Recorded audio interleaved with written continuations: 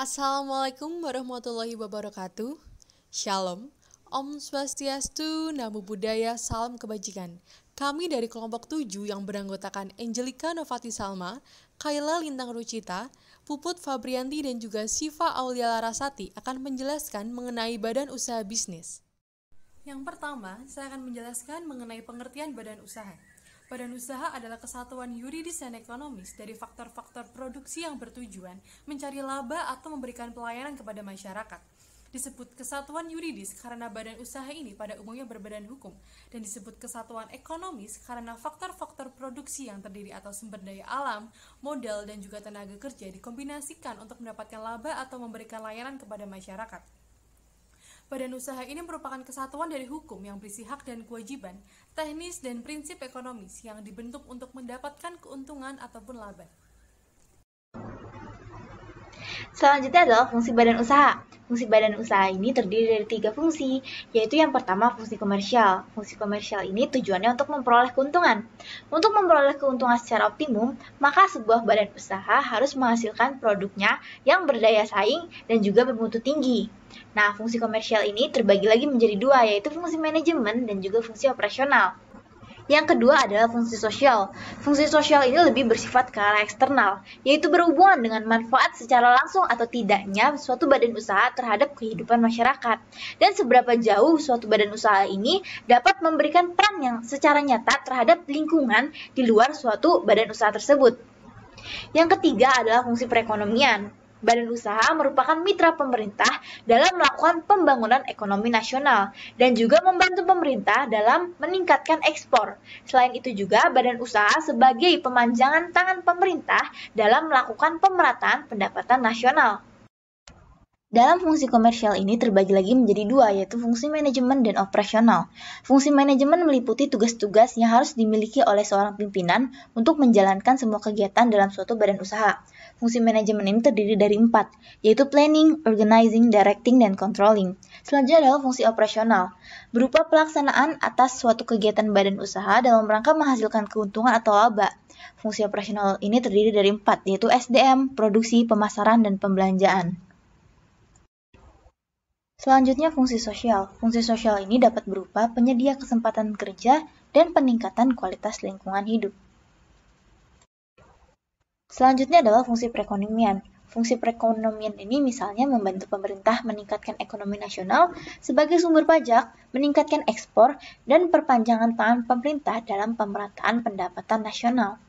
Selanjutnya yaitu jenis-jenis. Jenis-jenis ini terbagi berdasarkan 3 komponen, yaitu pertama berdasarkan kegiatan, kedua berdasarkan kepemilikan modal, dan ketiga berdasarkan wilayah negara.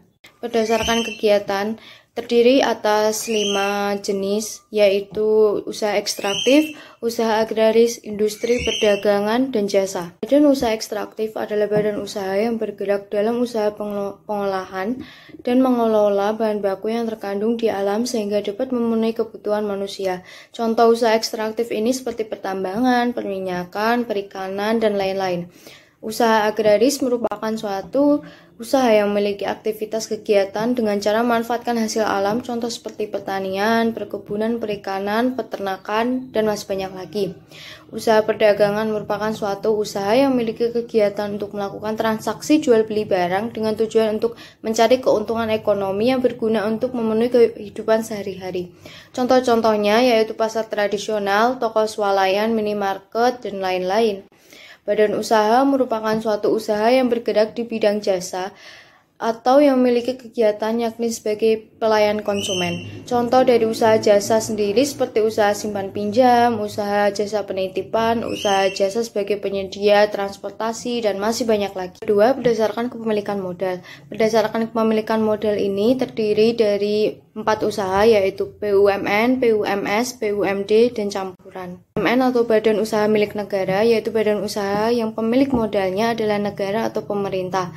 BUMS atau badan usaha milik swasta, yaitu badan usaha yang modalnya dimiliki oleh pihak swasta, bisa nasional dan asing, dan mempunyai tujuan utama untuk mencari laba. BUMD atau badan usaha milik daerah, yaitu badan usaha yang dimiliki pemerintah daerah. badan usaha campuran, yaitu badan usaha yang modalnya sebagian dimiliki swasta dan sebagian lagi dimiliki oleh pemerintah. Ketiga, yaitu berdasarkan wilayah negara. Berdasarkan wilayah negara ini ada dua komponen, yaitu badan usaha penanaman modal dalam negeri, yaitu badan usaha yang modalnya dimiliki oleh masyarakat negara itu sendiri, dan yang kedua, badan usaha penanaman modal asing, yaitu badan usaha milik masyarakat luar negeri yang ada di dalam negeri. Selanjutnya, badan usaha bisnis terbagi menjadi 3 bentuk, yaitu BUMN, BUMS, dan koperasi. Yang pertama yaitu BUMN atau Badan Usaha Milik Negara. BUMN adalah badan usaha yang sebagian atau seluruh modalnya berasal dari kekayaan negara yang telah dipisahkan. BUMN terbagi menjadi 3 jenis. Yang pertama yaitu perusahaan perseroan atau persero. Badan usaha ini bentuk perseroan terbatas yang sahamnya dimiliki oleh negara sebesar 51% dan ditujukan untuk mencari keuntungan. Yang kedua, perusahaan jawatan atau perjan. Perusahaan ini diberi wewenang dan tugas untuk menyelenggarakan kegiatan jasa pelayanan, jasa pendidikan, dan jasa penelitian untuk kesehatan. Yang ketiga yaitu perusahaan umum atau perum, di mana seluruh modalnya berasal dari kekayaan negara dan tidak terbagi atas saham dan bertujuan untuk kemanfaatan umum. Contohnya seperti Perum Damri, Pegadaian, dan lain-lain. Yang kedua, BUMS atau Badan Usaha Milik Swasta. Badan usaha ini ada sepenuhnya di tangan swasta dan ditujukan untuk mencari keuntungan, dengan pengecualian rumah sakit, panti asuhan, sekolah, universitas, dan lain-lainnya. BUMS terbagi menjadi 3 jenis. Yang pertama yaitu perusahaan perseorangan. Perusahaan ini dimiliki oleh seseorang yang bertanggung jawab penuh atas seluruh resiko dan kegiatan dari perusahaan tersebut.